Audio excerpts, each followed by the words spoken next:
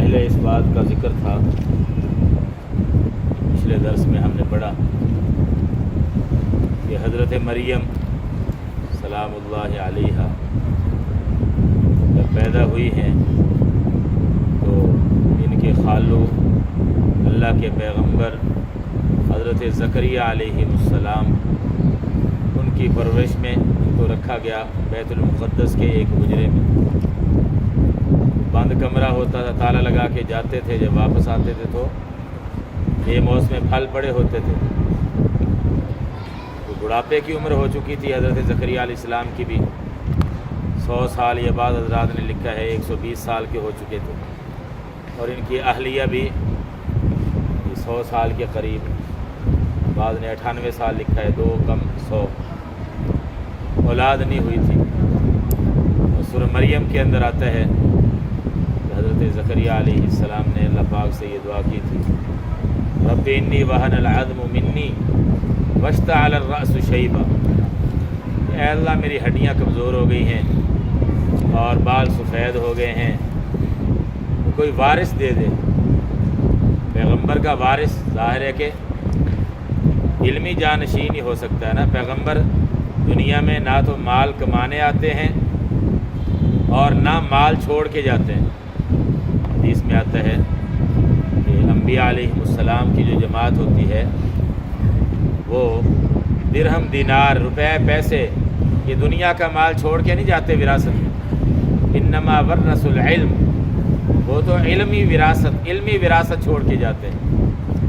اس لیے حضرت زکریا علیہ السلام ان کی بھی یہ خواہش تھی کہ اے اللہ کوئی بیٹا دے دے جو میرا علمی جانشین بن سکے، اس وراثت کو سنبھال سکے۔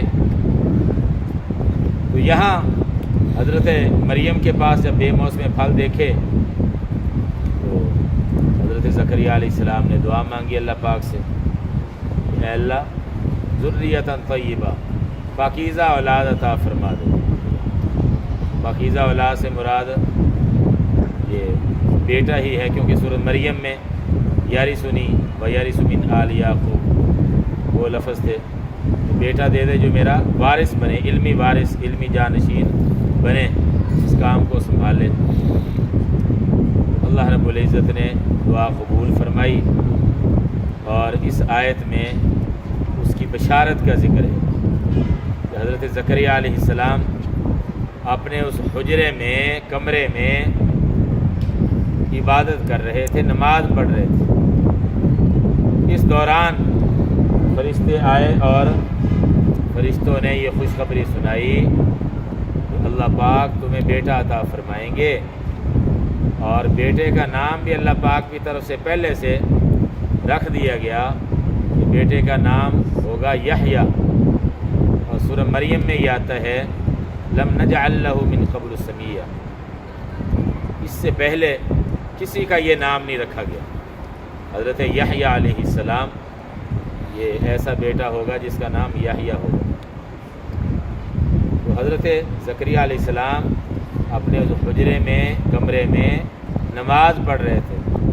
معلوم ہوا کہ نماز پچھلے انبیاء کی شریعتوں میں بھی رہی ہے۔ کئی انبیاء کے بارے میں قرآن یہ بتا رہا ہے، حضرت شعیب علیہ السلام کا بھی جہاں قرآن نے تذکرہ کیا ہے، ان کی قوم ناپ تول کے جرم میں مبتلا تھی۔ شرک کفر تو تھا ہی، اس کے ساتھ ساتھ یہ ناپ تول میں کمی کرتے تھے، ڈنڈی مارتے تھے۔ تو حضرت شعیب علیہ السلام نے ان کو سمجھایا، تو انہوں نے یہ طعنہ دیا تھا اصلاتک تأمرک ان نترک ما یعبد آباؤنا، کیا تمہاری نماز ہمیں یہ حکم دیتی ہے کہ ہم اس طریقے کو چھوڑ دیں جو ہمارے آباء و اجداد کا طریقہ تھا؟ تو یہ نماز کا گویا انہوں نے طعنہ دیا۔ تو اس سے معلوم ہوا شعیب علیہ السلام کی شریعت میں بھی نماز تھی۔ تو بہرحال علماء نے یہ لکھا کہ پچھلی شریعتوں میں نماز رہی ہے، اگرچہ تفصیلات اور مسائل کا فرق ہو، طریقے میں کوئی فرق ہو، لیکن کسی نہ کسی صورت میں رہی ہے۔ تو یہ بھی اس میں پڑھ رہے تھے، تو اللہ پاک نے اس دوران یہ خوشخبری عطا فرمائی کہ بیٹا اللہ تمہیں دیں گے، خوشخبری تمہیں دے رہے ہیں، اور وہ بیٹا کیسا ہوگا؟ نام یحییٰ ہوگا، اور آگے 5 صفات اس کی بیان فرمائی ہیں۔ پہلی صفت یہ ہوگی کہ وہ اللہ کے کلمے کی تصدیق کریں گے۔ اللہ کے کلمے سے مراد ہے حضرت عیسیٰ علیہ السلام۔ کلمۃ اللہ، قرآن میں کلمۃ اللہ ان کو کہا گیا ہے، اللہ کا کلمہ۔ کلمے سے مراد، کلمۃ اللہ سے مراد یہ ہے کہ چونکہ ان کا باپ نہیں تھا، بغیر باپ کے اللہ پاک نے حضرت عیسیٰ علیہ السلام کو محض اپنی قدرت سے پیدا فرمایا، کلمہ کن سے پیدا فرمایا۔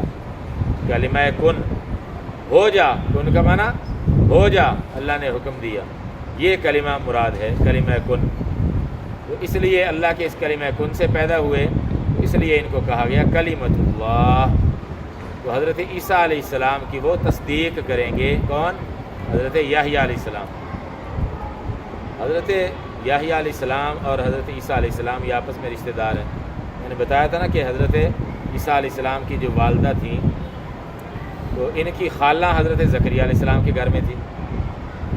تو حضرت زکریا علیہ السلام کی اہلیہ اور حضرت مریم کی خالہ، حضرت مریم کی والدہ، وہ دونوں بہنیں تھیں۔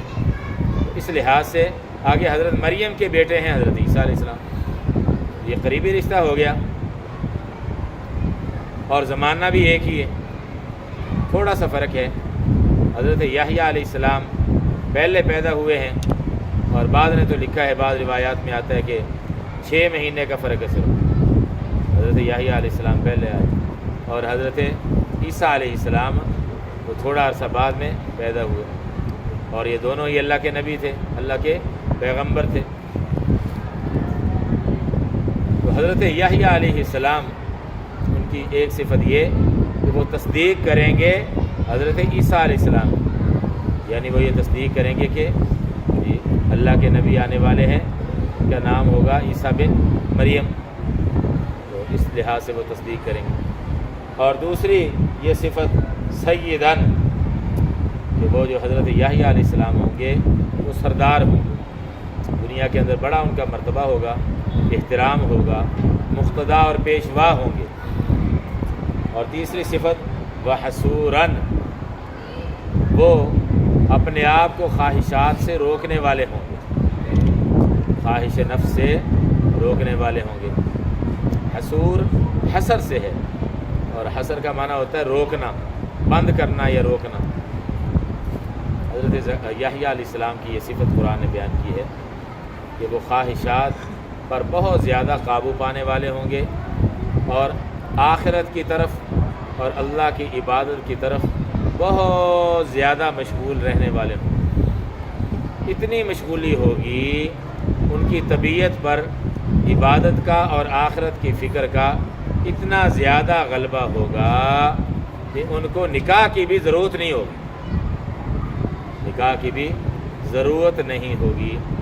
ویسے تو اللہ رب العزت نے عام جو معمول رکھا ہے انسانیت میں، وہ تو یہی ہے کہ نکاح کو پسند کیا گیا ہے عام حالات میں۔ انبیاء علیہ السلام بھی اکثر انہوں نے نکاح کیے، اللہ نے ان کو اولاد بھی عطا فرمائی۔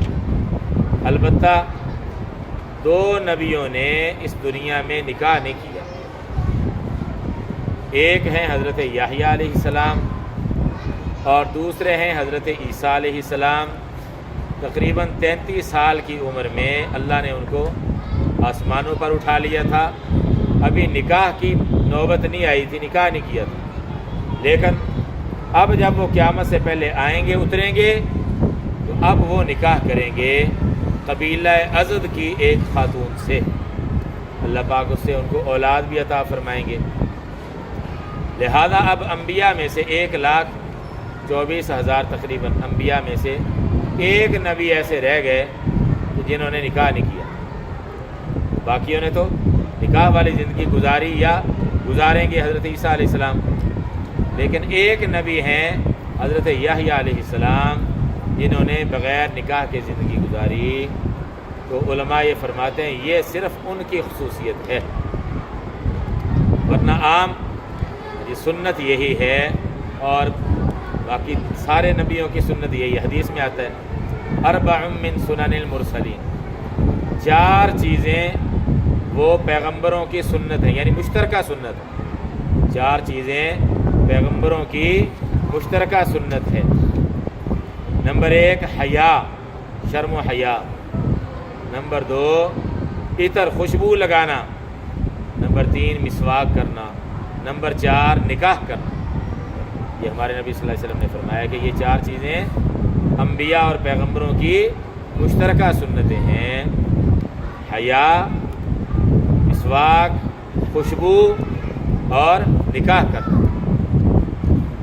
باقی حضرت یحییٰ علیہ السلام کو اس کی ضرورت نہیں تھی، اس لیے کہ اللہ پاک نے ان کو ہمت اور توفیق ایسی عطا فرمائی کہ عبادت کی طرف دھیان ان کا اتنا زیادہ تھا کہ عورت کی طرف ضرورت ہی محسوس نہیں ہوئی۔ اس لیے علماء نے یہ لکھا کہ یہ تو ہے ان کی خصوصیت، اور عام لوگوں کے لیے نکاح ہی افضل ہے، سنت اس کو قرار دیا گیا ہے۔ بلکہ یہ جو سنت قرار دیا گیا ہے یہ ہے عام اعتدال کی حالت میں، جب نکاح کے حقوق ادا کر سکے اور اعتدال کی حالت ہو تو اس وقت تو ہے نکاح سنت۔ اور اگر خواہش نفس کا اتنا غلبہ ہو کہ گناہ میں مبتلا ہونے کا خطرہ ہو تو پھر نکاح کرنا واجب ہو جاتا ہے، یہ علماء نے لکھا ہے۔ ایسے آدمی پر نکاح کرنا واجب ہو جاتا ہے، لیکن عام اعتدال کی حالت میں نکاح کرنا سنت ہے۔ بعض صحابہ نے ارادہ کیا تھا نا، نبی پاک صلی اللہ علیہ وسلم کے معمولات معلوم کیے۔ 3 صحابہ کا واقعہ آتا ہے، ازواج مطہرات سے انہوں نے آ کے معلومات کی کہ حضور صلی اللہ علیہ وسلم کا معمول کیا ہے، تو انہوں نے بتایا سارے معمول، گھر والوں کے حقوق بھی ادا کرتے ہیں، جی عبادت بھی کرتے ہیں، جی باہر بھی مخلوق کے حقوق ادا کرتے ہیں۔ تو یہ آپس میں مشورہ انہوں نے کیا کہ وہ تو ہیں بخشے بخشائے نبی پاک صلی اللہ علیہ وسلم، ان کو تو اتنی عبادت کی ضرورت بھی نہیں ہے، معصوم ہیں، پاک ہیں، تو ہم امتی ہیں، ہمیں زیادہ ضرورت ہے۔ اس لیے کسی نے کہا کہ میں نکاح نہیں کروں گا، ایک نے کہا میں ساری رات عبادت ہی کیا کروں گا، اور ایک نے کہا کہ میں روزے روزانہ رکھا کروں گا۔ نبی پاک صلی اللہ علیہ وسلم کو جب پتہ چلا تو تنبیہ فرمایا کہ ان نکاح من سنتی، نکاح تو میری سنت ہے، فمن رغب عن سنتی فلیس منی، جس نے میری سنت سے اعراض کیا، جس نے میری سنت سے منہ موڑا، فرمایا اس کا میرے ساتھ کوئی تعلق نہیں، یعنی وہ میرا سچا امتی نہیں ہے، میرے ساتھ اس کا صحیح تعلق نہیں۔ اس لیے اس کو سنت بلکہ بڑی فضیلت والی عبادت قرار دیا، ایمان کی تکمیل کا ذریعہ اس کو قرار دیے، لیکن یہ اس کے لیے ہے جو نکاح کی ذمہ داریوں کو ادا کرنے کی استطاعت رکھتا ہو۔ اس لیے حدیث میں فرمایا یا معاشر الشباب من استطاع منکم الباء فلیتزوج، اے نوجوانوں تم میں سے جو نکاح کی اور اس کے حقوق ادا کرنے کی استطاعت رکھتا ہو اس کو چاہیے کہ نکاح کر لے۔ اور آگے 2 فائدے بیان کیے، فإنه اغض للبصر واحسن للفرج واحسن للفرج، اس لیے کہ اس کی برکت سے نگاہ نیچی ہو جاتی ہے اور شرمگاہ کی حفاظت ہوتی ہے، آدمی برائی سے بچ جاتا ہے نکاح کی برکت سے، جی گناہ میں مبتلا ہونے سے بچ جاتا ہے، گناہ کے امکانات بہت کم ہو جاتے ہیں۔ یہ نکاح کا فائدہ بیان کیا، اور قرآن نے یہ بھی فائدہ بیان کیا نکاح کی برکت سے اللہ پاک مال میں بھی برکت عطا فرما دیتے ہیں، رزق میں بھی برکت ہو جاتی ہے، ایمان کی بھی حفاظت، گناہوں سے بھی بچنے کا ذریعہ اور ثواب بھی ملتا ہے۔ اس لیے بہت سارے علماء اور فقہاء کی یہ رائے ہے کہ نفلی عبادت میں مشغول ہونے سے نکاح کرنا زیادہ افضل۔ ایک آدمی کہتا ہے بس میں نفل ہی پڑھتا رہوں گا، میں نکاح نہیں کروں گا، اور دوسرا نکاح بھی کرتا ہے، بیوی کے حقوق بھی ادا کرتا ہے، بچوں کے حقوق بھی ادا کرتا ہے، فرمایا یہ آدمی اس سے زیادہ افضل ہے۔ بہرحال حصوراً یہ صفت صرف حضرت یحییٰ علیہ السلام کی تھی، اس لیے علماء نے فرمایا کہ جو حضرت یحییٰ علیہ السلام جیسا ہو، جس کی طبیعت ایسی ہو تو ٹھیک ہے وہ نہ کرے، لیکن ایسا بہت مشکل ہے، تو عام حالات میں نکاح کی ترغیب ہے اور اس کو سنت قرار دیا۔ اگلی صفت ونبیًا، وہ نبی ہوں گے، یعنی حضرت یحییٰ علیہ السلام اللہ کے نبی بھی ہوں گے، اور آگے 5ویں صفت من الصالحین، وہ نیک لوگوں میں سے ہوں گے۔ اب ایک تو ہے نیک لوگ، یہ نیک ہونا اس کے درجات کئی ہیں نا، ایک تو عام آدمی کے لیے نیک ہونے والا معیار، اور ایک ہے نبی کے نیک ہونے کا معیار، وہ ظاہر ہے کہ بہت بلند ہوتا ہے، نبی بھی نیک ہوتا ہے لیکن عام لوگوں سے اس کی نیکی کا معیار سب سے بلند ہوتا ہے، تو یہاں یہی مراد ہے۔ تو بعض مفسرین نے یہاں لکھا کہ اس میں اصل میں رد ہے یہودیوں پر، بہت سارے یہودی ان کے مخالف تھے، حضرت یحییٰ علیہ السلام کے، اور حضرت عیسیٰ علیہ السلام کے بھی مخالف تھے، تو ان پر یہ چوٹ لگائی جا رہی ہے کہ وہ تو بڑے نیک آدمی ہیں، اور تم پتہ نہیں کیا کیا بکواسات کرتے ہو ان کے بارے میں، بے ادبیاں کرتے ہو، گستاخیاں کرتے ہو، تو وہ تو بڑے نیک آدمی ہیں، اللہ کے نبی بھی ہیں اور نیکی کے اعلیٰ معیار پر بھی ہیں۔ ترجمہ دیکھ لیں، فنادتہ، نادت یہ فعل ماضی ہے، پس پکارا یا آواز دی ہو اس کو، یعنی حضرت زکریہ علیہ السلام کو، پیچھے ذکر ہے نا ہنالک دعا زکریہ ربہ، اس سے پچھلی آیت میں، فنادتہ الملائکۃ، بس ان کو پکارا یعنی اس کو آواز دی فرشتوں نے۔ اب یہ ضروری نہیں کہ کئی فرشتوں نے آ کے خوشخبری سنائی ہو، ایسا بھی ہو سکتا ہے خوشخبری ایک نے سنائی ہو اور اس کے ساتھ کئی اور بھی فرشتے ہوں، جی تو متکلم ایک ہو لیکن بات سب کی طرف سے ہی تو سمجھی جاتی۔ بس ان کو آواز دی یا ان کو پکارا فرشتوں نے، وَهُوَ قائم، اس حال میں، یا جب کہ، یہ واو حالیہ ہے، میں بتا چکا ہوں کئی دفعہ، جب کہ وہ کھڑے یصلی، نماز پڑھ رہے تھے، جب کہ وہ کھڑے نماز پڑھ رہے تھے، کہاں؟ فی المحراب، محراب میں، حجرے میں، عبادت والا جو حجرہ تھا اس میں نماز پڑھ رہے تھے۔ اچھا کیا آواز دی؟ اب آ رہی وہ بات، ان اللہ، کہ بے شک اللہ، یبشرو کا، آپ کو خوشخبری دیتا ہے، اللہ آپ کو بشارت دیتا ہے، خوشخبری دیتا ہے، بیحییٰ، حضرت یحییٰ علیہ السلام کی، اللہ آپ کو خوشخبری دیتا ہے حضرت یحییٰ علیہ السلام کی، یعنی بیٹا اللہ تعالیٰ فرمائیں کہ اس کا نام رکھنا ہے یحییٰ، نام بھی پہلے ہی بتا دیا۔ اب آگے ان کی صفات کیا ہوں گی؟ 5 صفات بیان کی ہیں حضرت یحییٰ علیہ السلام۔ مصدقاً، وہ تصدیق کرنے والے ہوں گے، بکلمۃ من اللہ، ایسے کلمے کی جو اللہ کی طرف سے ہوگا، ایسے کلمے کی جو اللہ کی طرف سے ہوگا، چونکہ حضرت عیسیٰ علیہ السلام اس سے مراد ہے، اس لیے کلمۃ اللہ سے مراد حضرت عیسیٰ علیہ السلام۔ دوسرے مقام پر بھی یہ لفظ استعمال کیا گیا ہے، بکلمۃ من اللہ، یہ لفظی ترجمہ میں کر رہا ہوں، یوں بھی ترجمہ کر سکتے ہیں بکلمۃ من اللہ، اللہ کے کلمے کی، وہ تصدیق کرنے والے ہوں گے اللہ کے کلمے کی۔ کلمہ عربی زبان میں بات، جملہ اس معنی میں استعمال ہو جاتی ہے۔ وسیدن، اور سردار ہوں گے، سید کا معنی سردار، پیشوا، وحصوراً، اور اپنے آپ کو روکنے والے ہوں گے، یہ ترجمہ بھی ٹھیک ہے، یا اپنے آپ پر قابو پانے والے ہوں گے، یہ بھی ٹھیک ہے۔